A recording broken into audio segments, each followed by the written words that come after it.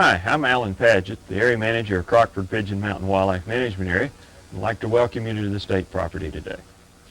One of the problems that we have on public lands is trash, from the casual litter bug to hazardous waste. These unthinking people just throw stuff and someone has to pick it up. And it costs taxpayer money, and it was money that we could spend better on doing other things for resources. But these people just don't care and don't know. Okay.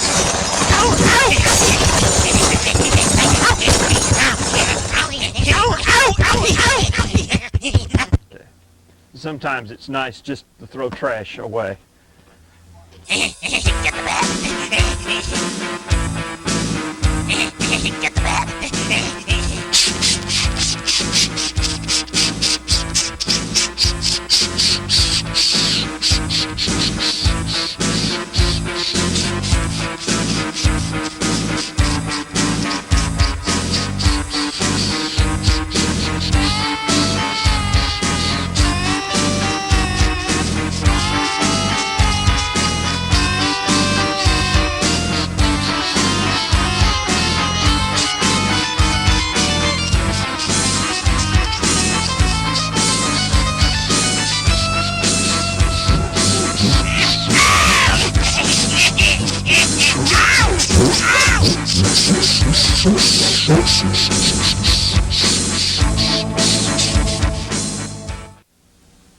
Concerned cavers have a motto that says, take nothing but pictures, kill nothing but time, leave nothing but footprints.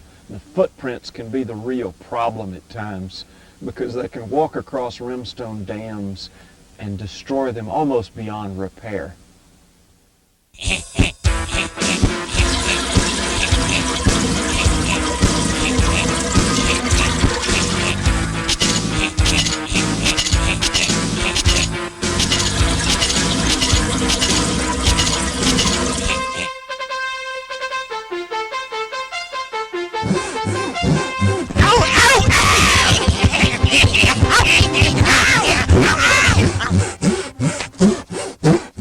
Here's a rimstone dam that's been repaired.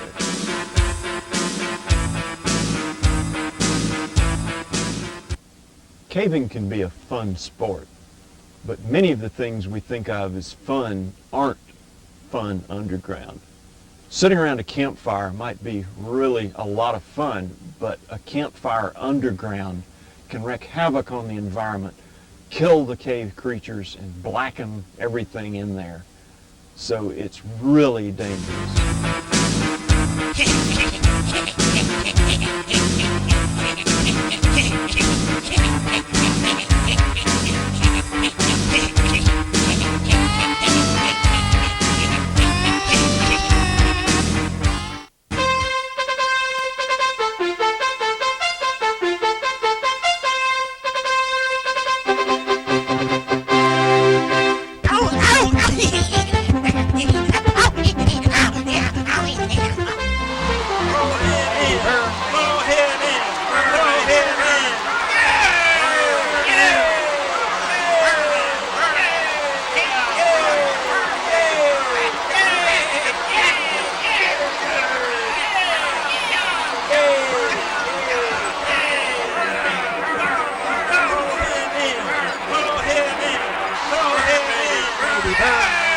One of the problems in a cave environment is paint.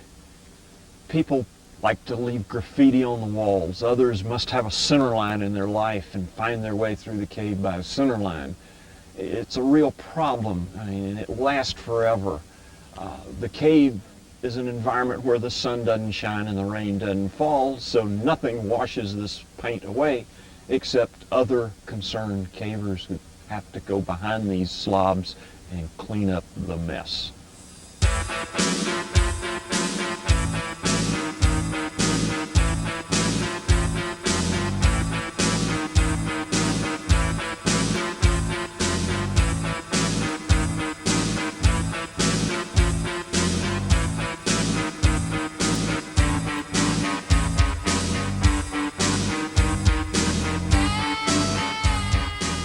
Speleo-terrorists from various groups are banding together to stop this wanton cave vandalism. Their goal is cave conservation at any cost.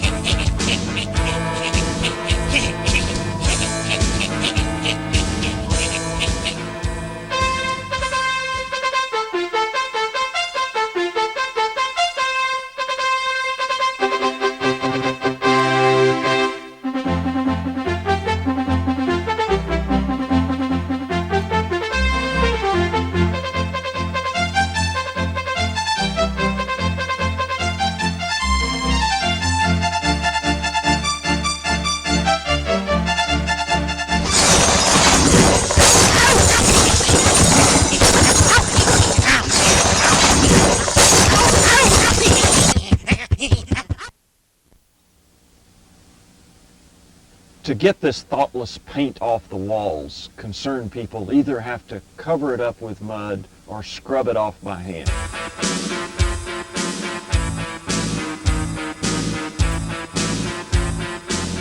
Some of the fragile things in the cave environment are formations, stalactites, stalagmites, and the like. And the trouble is often they're broken by carelessness, people not watching where they're going, crawling across them, bumping their head into them. But even worse is the uninformed slob that breaks them on purpose. Photographic monitoring of this cave shows systematic destruction by some unknown, callous vandals who are hacking their way through the passages.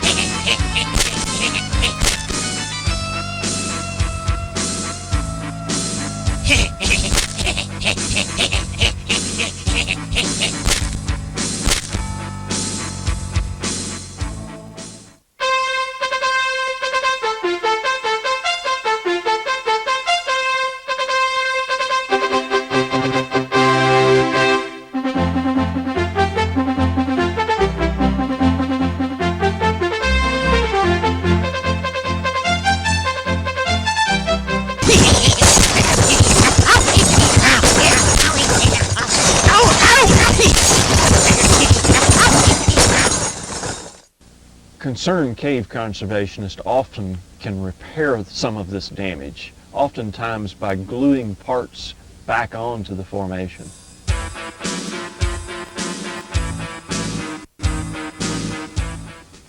This is an example of where cave conservationists have diligently worked to completely restore this room.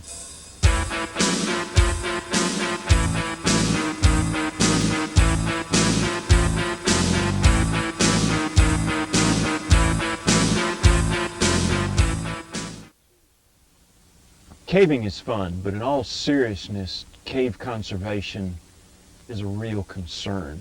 We all have to do our part to conserve these resources for all generations because they are so fragile.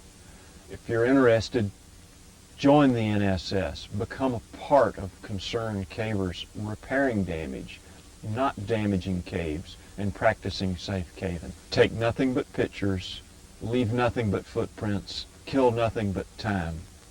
Practice safe caving. My name is Fred Baumann, and I know this is probably a pretty horrible movie for some of you, but I've got a good excuse. I'm an author and I write horror stories, and I write some pretty horrible stuff, as you can well imagine. But you know, the most horrible thing I've ever seen is damage to a cave.